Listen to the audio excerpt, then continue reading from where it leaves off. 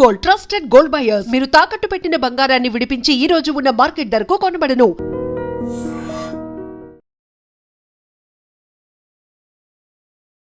నమస్తే, నేను Kavitha. Welcome to I Dream News and నిజాలు.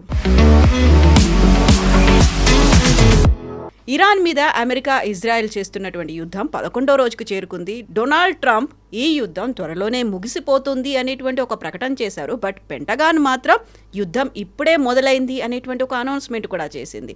At the same time Donald Trump ఇరాన్లో ఉన్నటువంటి న్యూక్లియర్ ప్లాంట్ల మీద కూడా అటాక్ చేస్తాము అనే మాటతో పాటుగా ఇరాన్ని మేము వదిలేసాము అనేటువంటి ఇంకొక మాట కూడా అంటున్నారు. యాక్చువల్గా డొనాల్డ్ ట్రంప్ ఎందుకని ఇలాంటి డిఫరెంట్ స్టేట్మెంట్లు ఇస్తున్నారు, అక్కడ యాక్చువల్గా ఏం జరుగుతోంది? మనతో పాటుగా ఉన్నారు సీనియర్ జర్నలిస్ట్ సురేష్ కొచ్చతిల్ గారు. సార్ నమస్తే. So Donald Trump right from the beginning different statements అనేవి ఇస్తున్నారు. ఒకటి కాంట్రాడిక్ట్ చేస్తూ ఉన్నటువంటి స్టేట్మెంట్స్. ఈ రోజు మనం మాట్లాడుకుంటున్నవి 4-5 స్టేట్మెంట్లు అన్నీ కూడా ఇరాన్ రిలేటెడ్. అవన్నీ కూడా ఒకదానికొకటి సేమ్ లేవు. అసలు ఎందుకు అలా డిఫరెన్స్ కనిపిస్తోంది? ట్రంప్ ఈ యుద్ధం మొదలుపెట్టినప్పుడే ఆయనకు అర్థం కాలేదు ఎందుకు మొదలుపెట్టామని. ఎందుకు మొదలుపెట్టారంటే ఆ రోజు ఒక ఛాన్స్ దొరికింది వాళ్ళకి. వీళ్ళందరూ ఒక చోట్ల కలుస్తున్నారు, వీళ్ళని ఇవాళ కొట్టాలని. ఆ రోజు కొట్టకపోతే మళ్ళీ ఛాన్స్ ఇంకా దొరకకపోతుండే వాళ్ళకి. బహుశా అది ఉండొచ్చు. లేకుంటే ఏ యుద్ధమైనా ప్లాన్ చేసే ముందు ఒక 2 నెలలు, 3 నెలలు, 4 నెలలు ప్లాన్ చేయాల్సి వస్తుంది. మనం కూడా ఆపరేషన్ సింధూర్ 14 రోజులు తీసుకున్నాం. చిన్న ఒక స్కర్మిష్కి 14 రోజులు. మనకు తెలుసు వాళ్ళ టెర్రర్ అవుట్ఫిట్స్ ఎక్కడ ఉంది. 21 టెర్రర్ అవుట్ఫిట్స్ని ఐడెంటిఫై చేశారు. దాంట్లో 9 కొడతా అని ప్లాన్ చేసిండు, 8 కొట్టారు మనం. కానీ దాన్ని కూడా 14 రోజులు తీసుకున్నాం. చాలామంది మోదీ గారి దగ్గర అడిగారు, అరే ఎందుకు వెయిట్ చేస్తున్నారు, ఇప్పుడే కొట్టచ్చు కదా అని. పెహల్గామ్ కాగానే కాదు. ఈవెన్ శామ్ మనెక్షా గారు 71 వార్ టైంలో ఇందిరాగాంధీ ఇమీడియట్గా పిలిచి చెప్పారు, పాకిస్తాన్ వాళ్ళు చాలా అత్యాచారాలు చేస్తున్నారు, అక్కడ ఢాకా యూనివర్సిటీని పిల్లల్ని చంపేస్తున్నారు, వాళ్ళ ప్రజల్ని చంపేస్తున్నారు బెంగాలీస్ని, మీరు ఇమ్మీడియట్గా ఆర్మీని తీసుకొని ఢాకా వైపు వెళ్ళిపోండి అంటే Sam said no, I need time అన్నారు. ఎందుకని అడిగింది ఇందిరాగాంధీ. ఆ మూవీలో కూడా చాలా బాగా వచ్చింది శామ్ బహదూర్లో డైలాగ్, యాక్చువల్ జరిగిన డైలాగ్ అది. ఏమన్నారంటే ఆయన, ఇప్పుడు వర్షం వస్తుంది, ఫ్లడ్స్ విల్ కమ్, అస్సాంలో మొత్తం నిండిపోతుంది నీళ్ళతో, బెంగాల్లో కూడా అదే సంగతి ఉంటుంది, బ్రహ్మపుత్ర నది, వీ కెనాట్ అప్రోచ్ ఆ ఏరియా, ఇటువైపు గంగా నుంచి అటువైపు బ్రహ్మపుత్ర నుంచి వీ కెనాట్ అప్రోచ్ అన్నారు. సరే మళ్ళీ ఏం చేయాలని అడిగారు. నాకు 6 నెలలు టైం కావాలి. 6 నెలలు అని అడిగా. 6 నెలలు టైం కావాలి, 6 నెలలు టైం ఇవ్వండి, then I show you how fast it can be done. 6 నెలల్లో ప్లానింగ్ చేయాల్సి వచ్చింది వీళ్ళకి. They did a very good planning, అది మెచ్చుకోవాలి శామ్ని. ఆ ప్లానింగ్లో కూడా ఈ ఇండియన్ ఆర్మీ అక్కడ ఉన్న బంగ్లాదేశ్లో ఉన్న ముక్తి బాహినీని ట్రైన్ చేసి వాళ్ళని ఒక పారామిలిటరీ అని చెప్పలేము, ఒక గెరిలా ఫోర్స్ లాగా వాడుకొని పాకిస్తాన్ ట్రూప్స్ మీద దాడి చేశారు. ఇరాన్లో ఆ ఒక పొజిషన్ ఇప్పుడు తీసుకోలేరు. ఇరాన్లో ఉన్న ప్రజలు కూడా ఏం అనట్లేదు ఇప్పుడు. ట్రంప్ ఇప్పుడు నిన్న ఒక స్పీచ్ ఇస్తూ ఏమన్నారంటే యుద్ధం అయిపోయింది, వార్ ఈజ్ ఓవర్. సో అందరు కన్ఫ్యూజ్ అయిపోయారు, ఎక్కడైంది వార్, ఇప్పుడు దాకా మొదలుగా 10 రోజులు అయింది, మీరు బాంబుల మీద బాంబులు వేస్తున్నారు, కానీ మీరు రెజీమ్ చేంజ్ అన్నారు, మీరేమో నెక్స్ట్ ఇరానియన్ లీడర్ని సెలెక్ట్ చేస్తా అన్నారు, ఇప్పుడు ఏమైంది సడన్గా అంటే చాలా క్లియర్గా ప్రెసిడెంట్ ట్రంప్కి ఈ యుద్ధంలో ఉన్న కాస్ట్ అందుకు చాలా క్లియర్గా తెలిసిపోయింది. ఎంత ఖర్చు అవుతోంది అనేది. ఖర్చు అనేది ఒక పార్ట్, అమెరికా జరిగే ఖర్చు, నాన్ మానిటరీ ఖర్చు కూడా చాలా ఉన్నాయి దీంట్లో. ఒకటి, కంప్లీట్ గల్ఫ్ ఈకోసిస్టమ్ డిస్ట్రాయ్ అయిపోయింది. సౌదీ అరేబియా నుంచి, దుబాయ్ నుంచి, అంటే యుఏఈ, ఖత్తర్, బహ్రెయిన్, ఒమాన్, మీరు ఏ రాజ్యమైనా తీసుకోండి, they have suffered. Straight of Hormuz, oil prices 110 దాకా వెళ్ళి 120 దాకా వెళ్ళింది నిన్న. కంప్లీట్ ఈకోసిస్టమ్, ఈ ఈకోసిస్టమ్ ఇంకా నార్మల్కి రావాలంటే మీకు 6 నెలల నుంచి సంవత్సరం పాటు పడుతుంది. ఇది మనం కువైత్ చూసాం, when Saddam Hussein invaded Kuwait recover చేయడానికి ఆల్మోస్ట్ 10 సంవత్సరాలు తీసుకున్నారు. ఎందుకంటే సద్దాం హుస్సేన్ వెళ్తూ అన్ని ఆయిల్ వెల్స్ని తగలబెట్టేశాడు. ఇది కూడా అదే చేస్తారు బహుశా వీళ్ళు. ఇంకా ఇరాన్ లాస్ట్ మూమెంట్లో కూడా ఈ సౌదీస్ని కానీ బహ్రెయిన్ చాలా ఘోరంగా కొడుతున్నారు. దాని తర్వాత ఒమాన్ని ఎక్కువ చేయట్లేదు వాళ్ళు, కానీ డెఫినెట్గా సౌదీ అరేబియా మీద అటాక్ ఉంది, కువైత్ మీద అటాక్ చేస్తున్నారు. ఎందుకంటే వీళ్ళ ఈకో సిస్టమ్ ఆయిల్ మీద డిపెండెంట్ అయి ఉంటుంది, గ్యాస్ మీద డిపెండెంట్ అయి ఉంటుంది, టూరిజం మీద డిపెండెంట్. వాళ్ళని కొట్టారు. ఇప్పుడు వాళ్ళే అంటున్నారు, మమ్మల్ని ఎందుకు కొట్టారు, మేము ఏం చేసామంటే మీరు యుఎస్ బేసెస్ని వాడుకున్నారు, వాళ్ళని మీరు అక్కడ ఉండనిచ్చారు. సో ట్రంప్ది ప్రాబ్లం ఇప్పుడు ఎక్కడ వచ్చిందంటే, ఒకటి అమెరికాలో ఉన్న ఒక పెట్రోల్ బంక్, అంటే వాళ్ళ గ్యాస్ స్టేషన్ అంటారు చూడండి, వాళ్ళ గ్యాస్ స్టేషన్కి వెళ్ళి వాళ్ళ కార్లో గ్యాస్ నింపుకున్నప్పుడు అంటే పెట్రోల్ డీజిల్ నమ్ముకున్నప్పుడు వాళ్ళ ప్రైసెస్ వాళ్ళకి అర్థమైపోయింది ఇరానియన్ సిటిజన్స్కి ఎంత ఖర్చు అవుతుందని. ఇరానియన్ సిటిజన్స్తో పాటు యూఎస్ సిటిజన్స్ కూడా తెలిసిపోయింది. అందరికీ ఇప్పుడు ప్రాబ్లం వచ్చి ఇరాన్లో ఉన్న మొత్తం ఆయిల్ డిపోస్ని తగలబెట్టారు ఇజ్రాయెల్. ఇరానియన్స్ దగ్గర ఫ్యూయల్ లేదు ఇప్పుడు. వీళ్ళేమన్నారంటే వాళ్ళ ఆర్మీ వాడుకుంటున్నారు ఫ్యూయల్, మేము దానికోసం ఆ ఫ్యూయల్ని మేము తగలబెట్టాము బాంక్స్ అని. కానీ అక్కడున్న ప్రజలు కూడా వాడుకుంటారు, అది మర్చిపోతున్నారు. సో ప్రజలు ఇప్పుడు ఒక సింపతి అని ఇనీషియల్ స్టేజ్లో ఉన్నది, ఇప్పుడు వాళ్ళు మాట్లాడలేదు. దాంతోపాటు కరెక్ట్గా నిన్న కొత్త సుప్రీం లీడర్ని ఎన్నుకొని ఆయన పేరు చెప్పిన తర్వాత మీరు చూసుంటారు కొన్ని వాళ్ళ ఆజాద్ చౌక్లో అక్కడ వాళ్ళ మెయిన్ థరోఫేస్లో అంతా నిన్న సెలబ్రేషన్ ఉండే. అది కావాలని చేశారో ప్లాన్ చేశారో మనకు తెలియదు, కానీ anyway it shows a support, measure of support ఒకటి కనిపిస్తుంది. ప్రెసిడెంట్ ట్రంప్కి ఏంటంటే అక్కడ వాళ్ళ దేశంలో అడుగుతున్నారు, మీరు ఈ వార్తో మీకు ఏమొచ్చింది చెప్పండి. సరే మీరు ఇరాన్ది న్యూక్లియర్ అంబిషన్స్ని ఆపారు, ఫినిష్ చేయలేదు. నెక్స్ట్ వాళ్ళ మిసైల్ కెపబిలిటీని కొట్టారు, వాళ్ళ డ్రోన్ కెపబిలిటీ కొట్టారు, కరెక్ట్. కానీ వాళ్ళ పక్కన ఉన్న నేబర్స్ని మొత్తం ధ్వంసం చేశారు కంప్లీట్గా. ఖతార్ ఆపేశారు ప్రొడక్షన్, సౌదీ అరేబియా వాళ్ళ ప్రొడక్షన్ 2 ప్లాంట్లోనే తక్కువ చేశారు. ఆయిల్ ప్రైసెస్ 120కి వెళ్ళింది. లోకంలో ప్రతి దేశం ఇంపాక్ట్ ఉంది. పాకిస్తాన్లో స్కూళ్ళు బంద్ చేసేసారు. శ్రీలంకలో చాలా మటుకు పెట్రోల్ బంక్స్ అన్ని క్లోజ్ చేసేసారు. అంటే మన దగ్గర జరగట్లేదు. మనం we should thank our government for it. ఎందుకంటే మనం ఎంత మోదీ గారిని తిట్టున్నా కానీ ఈ కాంగ్రెస్ వాళ్ళు అట్లీస్ట్ ప్లానింగ్ ఉండే, మనకు తెలుసు ఇది జరుగుతుంది అనేది. మన స్ట్రాటజిక్ ఆయిల్ రిజర్వ్స్ కానీ రష్యా దగ్గర నుంచి తీసుకున్న ఆయిల్ కానీ ట్రంప్ చెప్పిన తర్వాత కూడా మనం ఫిబ్రవరిలో రష్యా దగ్గర నుంచి రికార్డ్ ఆయిల్ కొనుక్కున్నాం మనం. అప్పుడు 25% తీసేశారని చెప్పగానే మళ్ళీ మనం కొనడం మొదలుపెట్టాం రష్యా దగ్గర నుంచి. సో మనకి ఇప్పుడు situation is pretty safe except for ఎల్పీజీలో ఒక రెస్ట్రిక్షన్ పెట్టారు గవర్నమెంట్. 25 రోజుల తర్వాతే మీ నెక్స్ట్ సిలిండర్ బుక్ చేసుకోవచ్చు. ఇప్పుడు దాకా 20 రోజులు ఉంటాయి గ్యాప్. అంటే ఇప్పుడు ఆర్డర్ చేసిన తర్వాత ఇమీడియట్గా నెక్స్ట్ ఇది హోర్డింగ్ చేస్తున్నారు కొంతమంది, ఇంట్లో 2-3 సిలిండర్లు పెట్టుకుంటారని గ్యాప్ ఇచ్చారు. కానీ ఇంటర్నేషనల్ లెవెల్లో చూస్తే కవిత గారు it is absolutely across the board damage జరిగింది. ప్రతి ఎకానమీ ప్రతి దేశంలో అట్లీస్ట్ ఇంకా 6 నెలలు పడుతుంది రికవర్ కావడానికి.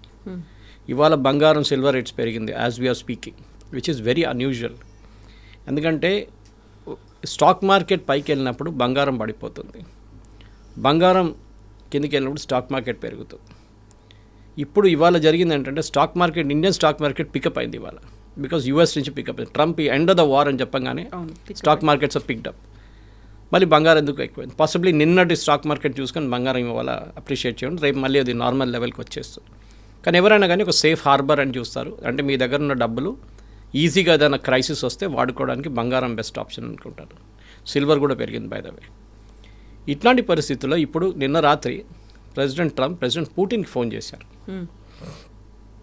వాళ్ళు యుక్రెయిన్ రష్యా వారి గురించి మాట్లాడలేదంట, గంట సేపు మాట్లాడారు. దాంట్లో నచ్చల్లి మాట్లాడుంటారు యుక్రెయిన్ రష్యా, ట్రంప్ పుటిన్ అయితే పట్టించుకోరు. బట్ దాన్ని అంత హైలైట్ చేయదలుచుకోలేదు ఇప్పుడు.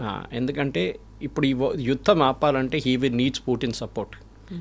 పుటిన్ చెప్తే ఇరాన్ బహుశా వింటారు, కానీ దానికి ట్రంప్ కూడా మూవ్స్ తీసుకోవాల్సింది. దానికోసం నిన్న సాయంత్రం హీ అనౌన్స్ దట్ మేము యుద్ధానికి ఎండింగ్కి వచ్చేస్తాం. కానీ ఇజ్రాయెల్ ఇప్పుడు దాకా దాని గురించి ఒక్క మాట చెప్పలేదు.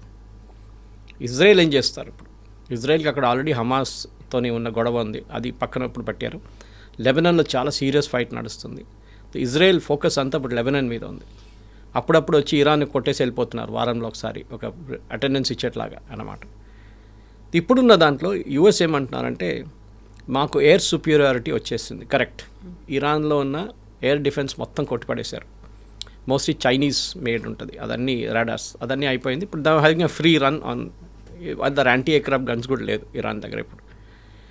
కానీ ఇప్పుడు వాళ్ళ ఐఆర్జీసీ టోటల్ కమాండ్కి వచ్చేసారు కంప్లీట్గా. వాళ్ళ ఇనిషియల్ స్టేజ్లో వాళ్ళ కమాండర్స్ పోయిన తర్వాత, ఇన్ఫ్యాక్ట్ ఎస్టర్డే ఒక అమెరికన్ ఛానల్లో ఒక 4-స్టార్ రిటైర్డ్ జనరల్ చెప్తున్నారు ఇదే పాలసీ లెబనాన్లో ఫాలో చేశారు. లెబనాన్లో అక్కడ నస్రుల్లాని చంపినప్పుడు టాప్ లీడర్షిప్ మొత్తం వైపౌట్ అయిపోయింది. దీన్ని స్లైసింగ్ అండ్ డైసింగ్ అంటారు. ఫస్ట్ లెవెల్ పోగానే నెక్స్ట్ లెవెల్ టేక్ ఓవర్ చేసుకున్నారు. నెక్స్ట్ లెవెల్ని మళ్ళీ కొట్టారు ఇజ్రాయెల్, మళ్ళీ దాన్ని నెక్స్ట్ లెవెల్ పికప్ చేసుకున్నారు. అంటే వాళ్ళ దగ్గర డెప్త్ ఉంది, కమాండ్లో డెప్త్ ఉందన్నమాట. సో ఇది కూడా ఇరాన్లో జరుగుతుంది ఇప్పుడు. మన అందరూ అడుగుతున్నారు ఎవరు దాడి చేస్తున్నారు కువైత్ మీద, ఎవరు దాడి చేస్తున్నారు సౌదీ మీద, ఎవరు దాడి చేస్తున్నారు ఖత్తర్ మీద, అంటే వాళ్ళ దగ్గర ఒక కమాండ్ ఉంది ఇప్పుడు కూడా. అదే మనకి ఆపరేషన్ ట్రిగ్గర్ అనేది ఒకటి చెప్తున్నారు. స్లీపర్ సెల్స్ని డిఫరెంట్ ప్లేసెస్లో యాక్టివేట్ చేశారు, వాళ్ళకు ఒక కోడ్ అనేది వెళ్ళింది అనేది జరుగుతుంది. అమెరికాకి భయం ఏంటంటే స్లీపర్ సెల్స్ ఇరాన్లో కాదు, వాళ్ళ దగ్గర ఏమైనా స్లీపర్ సెల్స్ ఉంటుందా అని భయం. నిన్న మమ్దాని ఇంటి మీద ఒక దాడి జరిగింది, న్యూయార్క్ మేయర్ మీద. ఓకే, అది ఐసిస్ అటాక్ అంటున్నారు. అంటే ఐసిస్ ఇప్పుడు యూఎస్లో ఉన్నారా? అది అంటే న్యూయార్క్ పోలీస్ కమిషనర్ ఇచ్చిన స్టేట్మెంట్. సో ఇట్స్ నాట్ ఏదో రోడ్డు మీద వెళ్తున్న మనిషి చెప్పలేదు ఐసిస్ అని. ఐసిస్ ఇన్స్పైర్డ్ స్టైల్ అంటున్నారు. సో ఆబ్వియస్లీ యూఎస్లో ఏదైనా జరగవచ్చు. యూఎస్కి అదొకటి భయం ఉంది. సో వాళ్ళు ఫస్ట్ ప్రయారిటీ ఇప్పుడు కవిత గారు ఏం చూస్తున్నారంటే యుద్ధం ఎందుకు మొదలైంది? యుద్ధం యురేనియం మీద మొదలైంది. ఖమేనీ కాదు, Khamenei was only a by product of it. అంటే అక్కడున్న రెజీమ్ని కొట్టాలనుకున్న లక్కీగా వాళ్ళకి ఆ రోజు దొరికింది, సాటర్డే రోజు పొద్దున్న. దానికోసం ఇమీడియట్గా డిసైడ్ చేశారు. సో మండే రోజు కొట్టాలండే, కానీ మండే రోజు అదే టైంలో మోదీ గారు అక్కడ ఉన్నారు. మండే, ట్యూస్డే, వెనస్డే మోదీ గారు వచ్చిన 2 రోజుల తర్వాతే జరిగింది. అఫ్కోర్స్ మోదీ గారు ఉంటే కూడా బాంబ్ చేస్తే మోదీ గారు ఇమీడియట్ రిటర్న్ అయిపోతారు. That diplomatically that would have been sorted out. ఇప్పుడు వాళ్ళ దగ్గర వహీదీ అని చెప్పి వాళ్ళ ఐఆర్జీసీ కమాండర్ టేక్ ఓవర్ చేసుకున్నారు. ఆయన కుద్స్ ఫోర్స్ అని చెప్పి వాళ్ళ దగ్గర స్పెషలైజ్డ్ యూనిట్ ఉంది, దాన్ని హెడ్ చేస్తున్నారు. He is back in command. ఆయన చనిపోలేదు ఈ అటాక్లో. సో ఆయన వన్ ఆఫ్ ద మిగిలిపోయిన వాళ్ళన్నమాట. ఆయన ఫార్మర్ డిఫెన్స్ మినిస్టర్ కూడా ఉండే. సో ఆయన ఇప్పుడు కమాండ్లో ఉన్నారు. బహుశా ఆయన ఇప్పుడు ఇజ్రాయెల్ టార్గెట్ చేస్తారో చెప్పలేం. కానీ ఈ స్లైసింగ్ అండ్ డైసింగ్ ఆఫ్ హైరార్కీలో ఇప్పుడు కొత్త కమాండ్స్ వచ్చారు ఇరాన్లో. సో దానికోసం వాళ్ళు అటాక్స్ని తట్టుకుంటున్నారు. ఇప్పుడు ఎంతమంది డిస్ట్రాయ్ చేసినా కానీ వాళ్ళు మళ్ళీ కొడతారు. ఫస్ట్ డే 180 మిసైళ్ళు కొట్టారు ఫస్ట్ డే. సెకండ్ డే అది 120కి తగ్గింది. 3వ రోజు అది 75 అయింది, మళ్ళీ 50 అయింది. నిన్న 25 మిసైల్స్ కొట్టారు. డ్రోన్స్ పక్కన పెడదాం మనం. డ్రోన్స్ వాళ్ళ దగ్గర కచ్చరాలాగా డ్రోన్స్ ఉన్నాయి, వాళ్ళు కొడుతూనే వెళ్తున్నారు డ్రోన్స్ అనమాట. కానీ యూఎస్కి ప్రాబ్లం ఎక్కడ వచ్చిందంటే వాళ్ళకు ఒక సెక్యూరిటీ స్ట్రాటజీ లేదు.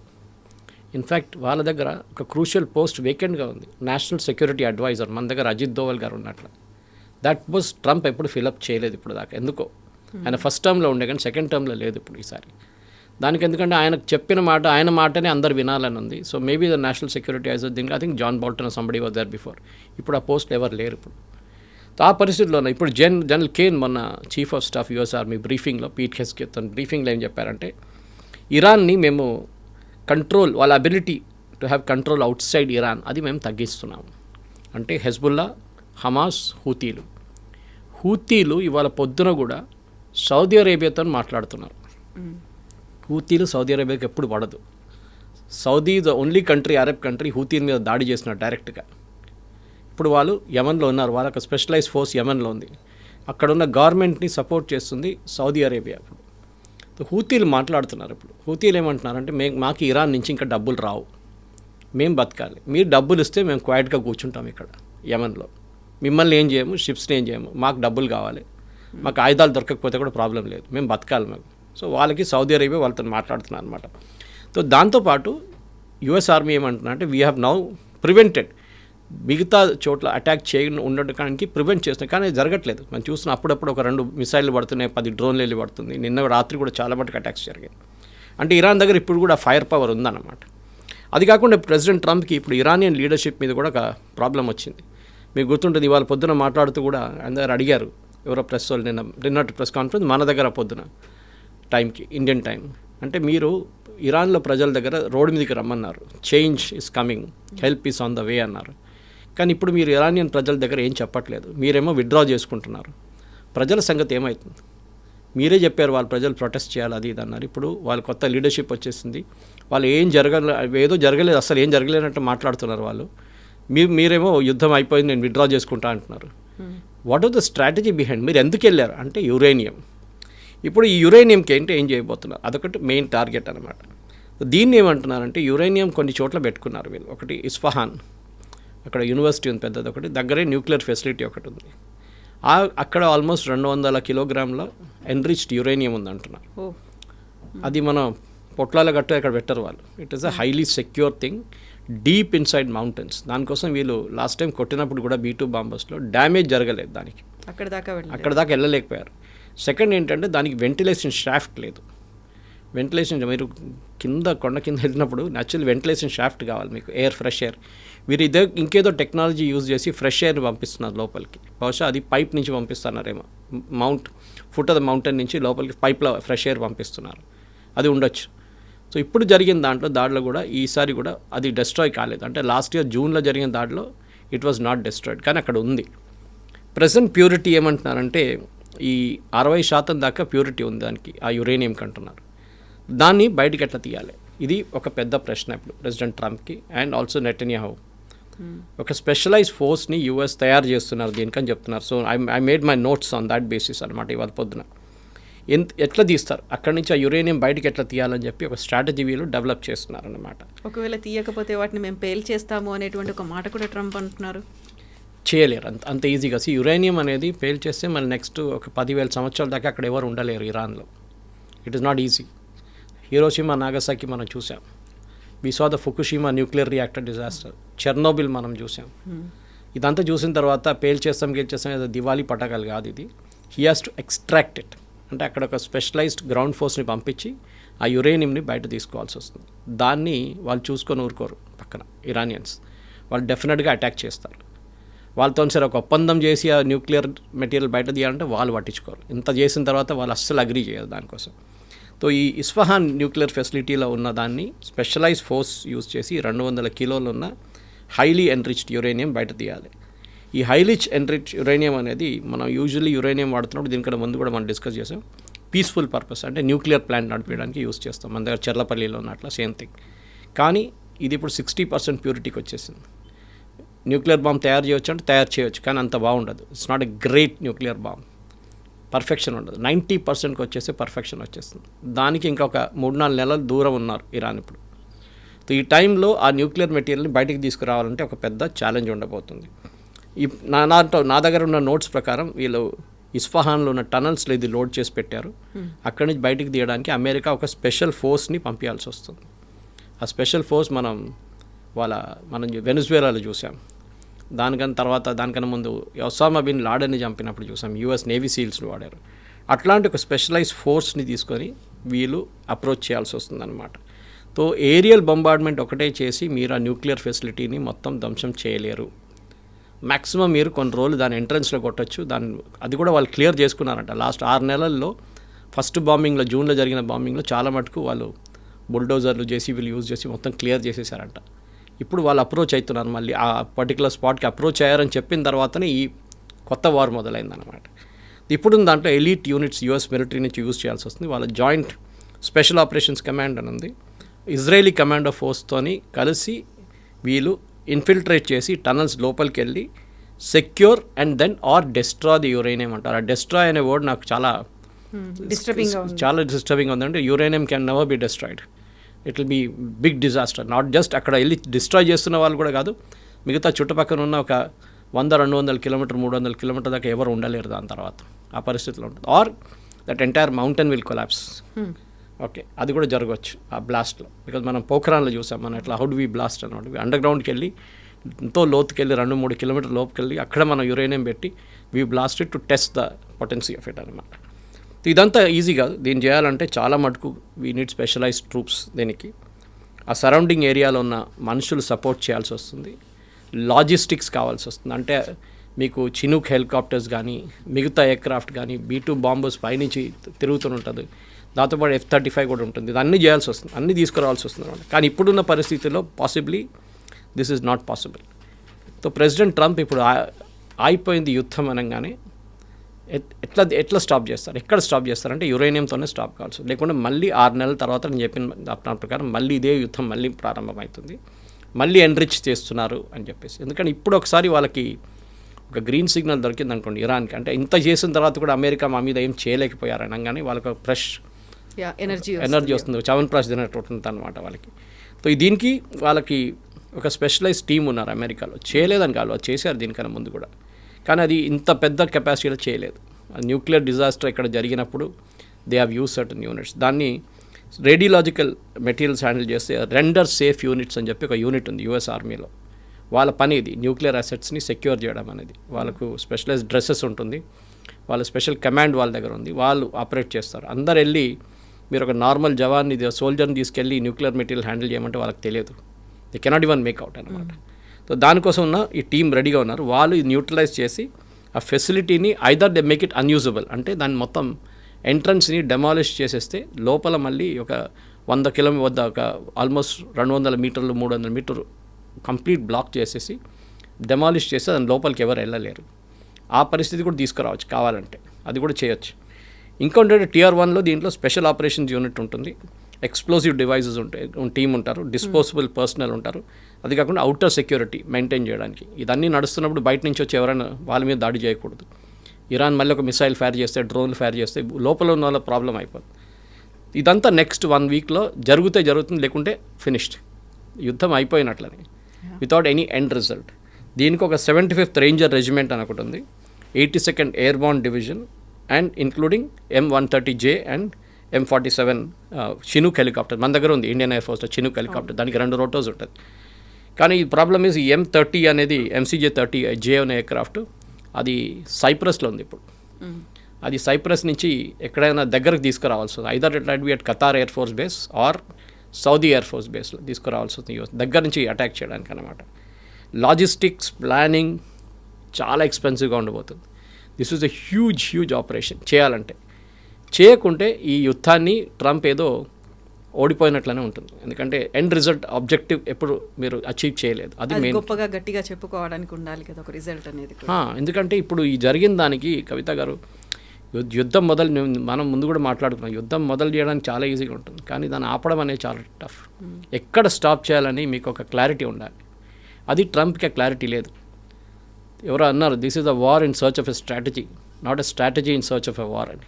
ఓకే, అది అయిపోయిందన్నమాట. స్ట్రాటజీ లేకుండా మొదలుపెట్టారు యుద్ధం. ఆ రోజు లక్కీగా సాటర్డే రోజు పొద్దున్న వీళ్ళందరూ అసెంబ్లీ అవుతున్నారు, మళ్ళీ వెళ్ళి కొడదామని చెప్పి ప్లాన్ చేసుకుంటారు. దాని తర్వాత ఉన్న కాన్సిక్వెన్సెస్ వీళ్ళు ప్లాన్ చేయలేదు. వీళ్ళేమనుకున్నారు, వాళ్ళ లీడర్షిప్ని కొట్టంగానే మొత్తం ఇరానియన్ రెజిమ్ మొత్తం పడిపోతుందని, కొలాప్స్ అవుతుంది. కాలేదు. వాళ్ళు అటాక్ ఆ డే నుంచే మొదలుపెట్టారు. వీళ్ళేమనుకున్నారంటే ఒక 4 రోజుల తర్వాత వీళ్ళు అటాక్ చేస్తారు. అది కూడా యుఎస్ ఎయిర్ ఫోర్స్ బేస్ మీద అటాక్ చేస్తారు. వాళ్ళు ఎప్పుడు వాళ్ళ కళ్ళలో కూడా కనలేదు దట్ వాళ్ళ నైబర్స్ని అటాక్ చేస్తారు, వాళ్ళ ఎకనామిక్ అసెట్స్ని కొడతారు. దుబాయ్ ఎయిర్పోర్ట్ కానీ, కువైత్ ఎయిర్పోర్ట్ కానీ, సౌదీ ఆయిల్ ఫీల్డ్స్ కానీ, ఖతార్ గ్యాస్ ఫీల్డ్స్ కానీ వీళ్ళు కొడతారని ఎప్పుడు ఆలోచించలేదు వీళ్ళు యుఎస్. అది జరిగింది. నష్టాల్లో ఇజ్రాయెల్ కూడా చాలా నష్టాలు జరిగినాయి. యుఎస్ ఎయిర్ ఫోర్స్ బేస్ కువైట్లో 6 మంది వాళ్ళ సోల్జర్స్ చనిపోయారు. అప్పుడు యుఎస్ సోల్జర్స్ చనిపోయారు. ఇప్పుడు ఇంకా 2 పోయారు. ఇప్పుడు 8 మంది టోటల్. ఇంకా ఎక్కువ అయితే 20-30 మంది అయితే డెఫినెట్గా Trump next mid term elections 100% ఓడిపోతారు. ఇప్పుడే చాలా దారుణ పరిస్థితులు. ఎందుకంటే నేను చెప్పాను చూడండి, యుఎస్ కస్టమర్స్ అడుగుతున్నారు, మేము బంక్కి వెళ్తున్నాం, మీరేదో $3 కన్నా తక్కువ పెడతా అన్నారు, $2.95 అన్నారు. ఇప్పుడు చూడండి ఎక్కడికి వచ్చింది, $4 చేరుకుంటుంది. We don't want this war. యూఎస్లో కూడా ఒక పుష్ బ్యాక్ వచ్చేస్తుంది దీని వ్యతిరేకంగా. కానీ ట్రంప్ ఇంత దూరం వెళ్ళిన తర్వాత మళ్ళీ తిరిగి రావాలంటే he has to show some result. ఆ రిజల్ట్ ఇప్పుడు నేను మాట్లాడినాను. ఎందుకని ఇంట్రెస్టింగ్లీ పెంటగాన్ ఇంకా యుద్ధం కంటిన్యూ అవుతుంది, ఇప్పుడే మొదలైంది యుద్ధం అనేటువంటి ఒక స్టేట్మెంట్ అక్కడ నుంచి వచ్చింది. Cross purposes. ఎందుకంటే పీట్ హెస్గెత్ ఉన్నారు చూడండి, he is a department of war అని పేరు మార్చుకున్నప్పుడే మీకు తెలిసిపోతుంది. డిపార్ట్మెంట్ ఆఫ్ డిఫెన్స్ కాదు, డిపార్ట్మెంట్ ఆఫ్ వార్. ఎన్ని సంవత్సరాలు యూఎస్లో ఆ డిపార్ట్మెంట్ పేరు పెంటగాన్లో డిపార్ట్మెంట్ ఆఫ్ డిఫెన్స్ అని ఉండే. మనది కూడా డిఫెన్స్ మినిస్ట్రీ అంటాం మన దగ్గర, రక్షా మంత్రి అంటాం మనం డిఫెన్స్ మినిస్టర్ని, రక్షా. కానీ ఇప్పుడు ఈయనేమో వార్ అంటే హీస్ గోయింగ్ ఫార్ ఇట్ అనమాట. వీళ్ళు పీస్ కోసం కాదు, వీళ్ళు వార్ కోసమే ఉన్నారు అన్నమాట తెలిసిపోయింది చాలా క్లియర్గా. ఆ ఒక ర్యాంబో యాటిట్యూడ్ ఉంది చూడండి, మొత్తం లోకమంతా నేను క్లియరప్ చేస్తాను, టాప్ గన్ లాగా నేనే ఉన్నాను, అంత అమెరికన్ వార్ మిషనరీని దాంట్లో చూపిస్తారు ఒక యాటిట్యూడ్ లాగా. అది పోయింది ఇప్పుడు. I think America first time ఒక చిన్న రాజ్యమైన ఇరాన్తోని వాళ్ళకి అర్థమైపోయింది దట్ దే కెనాట్ ఫైట్. ఒక యూనిలాటరల్ అన్ప్లాన్డ్ వార్ వెళ్ళారు. అన్ప్లాన్డ్ వార్లో ఇజ్రాయెల్కి ఏం కావాలో వాళ్ళు అచీవ్ చేసుకున్నారు, which is basically decapacitating the Iranian leadership. కానీ అమెరికాకి ఏమైనా వచ్చిందంటే అమెరికాకి ఈ యుద్ధం నుంచి ఏం రాలేదు, నో బెనిఫిట్ అట్ ఆల్ అనమాట. కాకపోతే యునైటెడ్ అరబ్ ఎమిరేట్స్ అధ్యక్షుడు ఒక మాట చెప్తున్నారు, ఈ యుద్ధం ఆపాలి అంటే మోదీ ఒక్క ఫోన్ కాల్ చేస్తే చాలు, ఇరాన్తో పాటుగా ఇజ్రాయెల్ దేశ అధ్యక్షులు యాక్సెప్ట్ చేస్తారు, వాళ్ళకి మోదీతో మంచి సంబంధాలు ఉన్నాయి, సో ఒక ఎండ్ కార్డ్ పడాలి అంటే Modi has to do a call. Modi గారు లిమిటేషన్స్ కూడా మోదీ గారు తెలుసు చాలా క్లియర్గా. నెటన్యాహు ఫిలాసఫీ ఏంటంటే అది మన ఫిలాసఫీ కూడా అంతే, దట్ టెర్రరిజం అనేది we will not accept it, అది చాలా క్లియర్. ఇరాన్ ఒక్కరే యాజ్ అ నేషన్ ఉంటే వాళ్ళు యురేనియం డెవలప్ చేసుకుంటారు, ఏం డెవలప్ చేసుకున్నా కానీ ఇజ్రాయెల్కి ఇంత టెన్షన్ లేకపోతుండే. ప్రాబ్లం వాజ్ పక్కనున్న హెజ్బుల్లాని ఫండ్ చేయడం, ఇటువైపు ఉన్న హమాస్ని ఫండ్ చేయడం, అక్కడున్న హూతీకి ఫండ్ చేయడం, వాళ్ళకి ఆయుధం ఇవ్వడం అనేది ఒక పెద్ద ఇష్యూ అయిపోయింది. అక్కడే ఇజ్రాయెల్కి ఇష్యూ ఉండే. ఇప్పుడు మోదీ ఫోన్ చేస్తే కూడా ఏమంటారు, ఓకే ఐ విల్ ట్రై అంటారు. కానీ వాళ్ళ ప్రజలు అక్కడున్న వాళ్ళ ఎస్పెషలీ రైట్ వింగ్ వాళ్ళ దగ్గర కోయిలేషన్ గవర్నమెంట్ ఉంది అక్కడ. ఇట్ ఈస్ నాట్ నెటన్యాహుకు ఆయన ఓన్ మెజారిటీ లేదు అక్కడ. ఇజ్రాయెల్ ఎప్పుడు ఉండదు, ఎప్పుడు కోయిలేషన్ గవర్నమెంట్ ఉంటుంది. దాంట్లో right wing ultra hard core right wing party ఉన్నారు. వాళ్ళు సపోర్ట్ విత్డ్రా చేస్తే రేపు నెటన్యాహు గవర్నమెంట్ ఉండదు. వాళ్ళకేంటంటే ఫినిష్ ఇరాన్ కంప్లీట్లీ. ఇరాన్ అని కాదు, వాళ్ళకి ప్రతి గాజా కానివ్వండి, ఈవెన్ వెస్ట్ బ్యాంక్లో వాళ్ళు అంటున్నారు, ఇటు లెబనాన్లో వాళ్ళు ఏమంటున్నారు, కంప్లీట్ మేము అసలు అంగీకరించాము ఏ దేశంని. So Netanyahu is more like a left wing ఇప్పుడు యాక్చువల్లీ చూస్తే. సెంటర్లో ఉన్నారు, సెంటర్ ఆఫ్ ద రైట్ అని చెప్పొచ్చు, కానీ వీళ్ళేమో ఎక్స్ట్రీమ్ రైట్ వింగ్ ఉన్నారు. ఈ పరిస్థితిలో మోదీ గారు ఫోన్ చేసినా ఫోన్ చేయకపోయినా కానీ నెటన్యాహు విల్ టేక్, ఆయనకు ఎండ్ రిజల్ట్ కావాల్సింది ఏంటంటే ఇరాన్లో ఈ రెజీమ్ ఉండకూడదు. కానీ అది ఇప్పుడు జరగట్లేదు. అది యాక్చువల్లీ యూఎస్ మీద ఉండే ఆ పని. కొత్త రెజీమ్ని తీసుకురావడం అనేది రెస్పాన్సిబిలిటీ యూఎస్ మీద ఉండే, కానీ యూఎస్ అది అచీవ్ చేయలేకపోయారు. ట్రంప్ అది ఒక గేమ్. ట్రంప్కి అసలు కన్ఫ్యూజ్డ్ ఉన్నారు. మీరు చెప్పాను చూడండి స్టార్టింగ్లోనే, ఒకరోజు ఒక మాట అంటారు, నెక్స్ట్ ఇంకో మాట అంటారు, మూడో రోజు ఇంకోటి అంటారు. రెజీమ్ చేంజ్ అన్నారు, Iranian people have to come to the street అన్నారు. దానికన్నా 6 గంటల ముందు అన్నారు మీ స్ట్రీట్ మీద రాకండి, మిమ్మల్ని మేము ఫైరింగ్ చేస్తున్నాం, మీ మీద వచ్చి పడుతుందేమో అని చెప్పేసి. ఇప్పుడు ఇరానియన్ ప్రజలు కూడా అర్థం చేసుకున్నారు, మాకు అమెరికా నుంచి సపోర్ట్ ఏం రాదు. మేము 1500 మందిని కోల్పోయాం. రోడ్డు మీద వెళ్ళి ప్రొటెస్ట్ చేసిన వాళ్ళని చంపేశారు వీళ్ళు. బజీజ్ ఫోర్సెస్ ఉన్నారు, వాళ్ళు ఈ మిలిషియా గ్యాంగ్, వాళ్ళు రోడ్ల మీద తిరుగుతున్నారు, బైక్ల మీద తిరుగుతారు. వాళ్ళు ఎవరిని కనిచిన రోడ్డు మీద కనిపించినా బుర్కా లేకుండా వాళ్ళు చంపేస్తారు. ఒక మహిళ తెలియని ఒక మగని తన రోడ్డు మీదకి వెళ్తే వాళ్ళని చంపేస్తారు. ఇదంతా అక్కడ జరుగుతుంది ఇరాన్లో. ఇది ఎంత ప్రాబ్లం ఎక్కడ వచ్చిందంటే ట్రంప్కి ఒక ప్లాన్ లేకుండా యుద్ధంలో దిగారు. ఇప్పుడు అందరూ అంటున్నారు, అమెరికాలో ఉన్న రిటైర్డ్ 4-స్టార్ జనరల్స్, పెంటగన్లో ఉన్న ముందు అడ్వైజర్స్, ప్రెసిడెంట్ ట్రంప్కి ఫస్ట్ టర్మ్లో ఉన్న అడ్వైజర్స్ అందరూ ఇదే అంటున్నారు, he went to the war without a plan. Israel went to the war with a plan. అది డిఫరెన్స్ అనమాట. ఇజ్రాయెల్ చాలా క్లియర్, మాకు రెజీమ్ హెడ్ని కొట్టాం, నస్రుల్లాని కొట్టాం, ఈ ఖమేని కొట్టాం, అయిపోయింది మాది, we have achieved our objective. Next level దిగొస్తారో వాళ్ళు బిహేవ్ చేయకపోతే వాళ్ళని కూడా మేము కొడతాం. బట్ యూఎస్కి దీంట్లో ఏముందనేది ఎవరికి అర్థం కావట్లేదు. యూఎస్కి ఏంటంటే మెయిన్ ప్రాబ్లం వీళ్ళది న్యూక్లియర్ ప్రాబ్లం. ఆ న్యూక్లియర్ ప్రాబ్లం నేను మీకు డీటెయిల్గా ఇప్పుడు ఎక్స్ప్లెయిన్ చేశాను. అది అక్కడి నుంచి తీయాలంటే చాలా కష్టం. ఐఈఏఈ కూడా అంటే ఇంటర్నేషనల్ అటామిక్ ఎనర్జీ ఏజెన్సీ కూడా చెప్తున్నారు 60% ప్యూరిటీ ఉంది ఇప్పుడు వాళ్ళ దగ్గర. ఇప్పుడు యుఎస్ ఆ యురేనియన్ని తీసి ఏం చేద్దాం అనుకుంటుంది? తీసుకుంది పెట్టుకోవచ్చు, that is not a problem. తీసుకొని సేఫ్గా ఎక్కడైనా పెట్టుకోవచ్చు, ఐఏఈకి హ్యాండ్ ఓవర్ చేయొచ్చు, or they can keep it in there nuclear facilities. Okay, తీయడానికి ప్రాబ్లం కవిత గారు. ఇది రెడీమేడ్గా ఎవరు అక్కడ ఒక డబ్బాలో పెట్టుకుంటే ప్రాబ్లం లేదు. This has to be very carefully extracted. అంటే ఎంత జింజర్లీ హ్యాండిల్ చేయాలంటే ఇది ఎక్కడో ఒక చిన్న మైన్యూట్ డ్రాప్ పడితే చాలు గ్రౌండ్ మీద అయిపోయింది. దెన్ ఎవరెవరు పక్కన ఉన్నారు 10 కిలోమీటర్లు 20 కిలోమీటర్లు అందరు ఎక్స్పోజర్ అయిపోతారు దానికి. సో యురేనియం అనేది హైలీ రేడియో యాక్టివ్, అది కూడా 60% ప్యూరిటీ ఉన్నది. It's extremely dangerous to handle. Okay, ఆ కెపాసిటీ ఉన్న చాలా తక్కువ ఆర్గనైజేషన్స్ ఉన్నారు హూ కెన్ హ్యాండిల్ ఇట్. మనం కూడా వీ కెన్ ప్రౌడ్లీ సే మన భారత్ దగ్గర ఉన్న బాబా అటామిక్ రీసెర్చ్ సెంటర్ కానీ, ఈవెన్ చర్లపల్లిలో ఉన్న న్యూక్లియర్ ఫ్యూయల్ కాంప్లెక్స్ కానీ వాళ్ళు చాలా బాగా హ్యాండిల్ చేస్తారు దీన్ని. చాలా క్రిటికల్ రిసోర్స్ ఇది. ఇప్పుడు మన కెనడాని చేస్తున్నాడు, కెనడియన్ ప్రధానమంత్రితో కూడా మనం ఒప్పందం చేసుకున్నాం యురేనియం కోసం. మన దగ్గర యురేనియం ఎక్కువ లేదు ఇండియాలో, బయట నుంచి తెప్పించుకో, other from Australia or from Canada. ఇప్పుడు రేపు ఇది ఎవరికి ఇస్తారనేది ఉంటుంది. 200 కిలోలు దొరికింది అనుకోండి, మీరు అడిగిన ప్రశ్న కరెక్టే, తీసుకెళ్ళి యూఎస్లో పెట్టుకుంటారు. ఎందుకంటే వాళ్ళు అంటారు మళ్ళీ ఇరాన్కి ఇంకెవరికైనా ఇస్తే వాళ్ళు వాడుకుంటారని భయం ఉంటుంది. ఇది ఎవరికి ఇవ్వకూడదు, స్పెషల్లీ వెస్ట్ ఏషియాలో ఎవరికి ఇవ్వకూడదు. ఆలోచించండి, ఇంత డబ్బులున్న సౌదీ అరేబియా కూడా ఎప్పుడో ఒక ఆలోచిస్తుంటారు, వాళ్ళు పాకిస్తాన్తో ఎందుకు ఒప్పందం చేశారు, ఏదో ఒక రోజు మాకు ఈ టెక్నాలజీకి యాక్సెస్ వస్తుంది అని. కానీ US, Israel, no west Asian nation. అది ఇప్పుడు ఇరాన్ అంటున్నారు, రేపు ఈవెన్ కువైత్ ట్రై చేస్తే కువైత్ని కొడతారు వాళ్ళు. ఎవరు యాక్సెప్ట్ చేయకూడదు, ఎవరు యాక్సెస్ చేయకూడదు. పాకిస్తాన్ కూడా actually sitting at the border now చాలా మటుకు. ఇజ్రాయెల్కి అన్నిటికంటే పెద్ద భయం ఏంటంటే పాకిస్తాన్ దగ్గర ఉన్న న్యూక్లియర్ టెక్నాలజీ వాళ్ళు ఎవరికైనా అమ్ముకుంటారా అనే భయం ఉంది. వాళ్ళ డబ్బులు లేవు ఇప్పుడు ఈ టెక్నాలజీని. కానీ అంత ఈజీ కాదు. ఏదో ఒక ఫర్ ఎగ్జాంపుల్ కార్ తయారు చేసే టెక్నాలజీ లేకుంటే ఒక ఇస్రోలో రాకెట్ తయారు చేసే టెక్నాలజీ కాదు ఇది.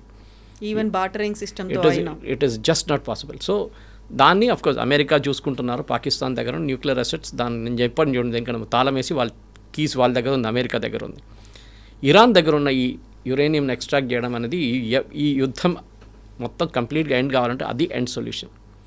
అది జరగకపోతే ప్రెసిడెంట్ ట్రంప్ నేను గెలిచాను అంటారు. We have already won the war అని చెప్పారు. స్టామర్దర్ చెప్పారు నాకు న్యూక్లియర్ మీ ఏం చేస్తే ఎయిర్ ఫోర్స్ హెల్ప్ అక్కర్లేదు, మీ aircraft carrier we already won the war అన్నారు. అర్థం కావట్లేదు ఈ వన్ ద వార్ ఎక్కడి నుంచి వచ్చింది. ఎందుకంటే ఎక్కడ గెలిచారు, what is your end objective?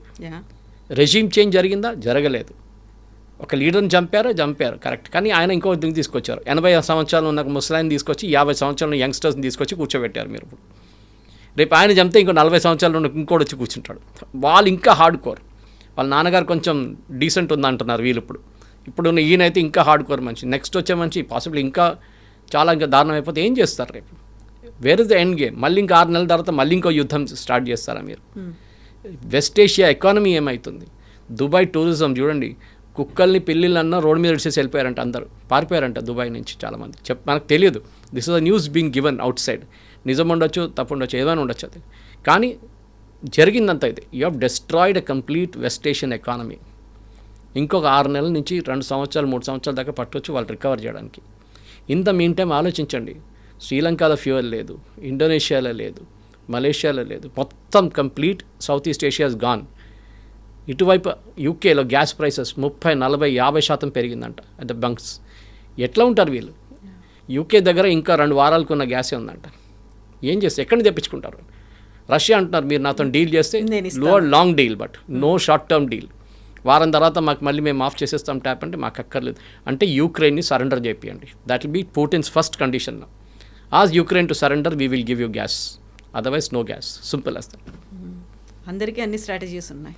Yes, ఉండాలి. ఏదైనా మనం ఒక చెస్ గేమ్ ఆడుతున్నప్పుడు కూడా దాంట్లో ఒక స్ట్రాటజీ ఉంటుంది, ఒక ఎండ్ గేమ్ ఉంటుంది, ఎక్కడ చెక్మేట్ చేయాలని చెప్పేసి. ట్రంప్కి ఆ చెక్మేట్ తెలియదు ఎక్కడ ఉందని, అది చేయలేకపోతున్నాడు అనమాట. అది. Yes sir, thank you so Thank you very much. much. Thank you. నిజంగా ప్రస్తుతం ఉన్నటువంటి సమాజం దేనికి ప్రయారిటీ ఇస్తుంది? ఆర్థిక సంబంధాల చుట్టూ మాత్రమే తిరుగుతోంది. మళ్ళీ ఎన్నికలంగానే చాలా విరక్తి కలుగుతాను.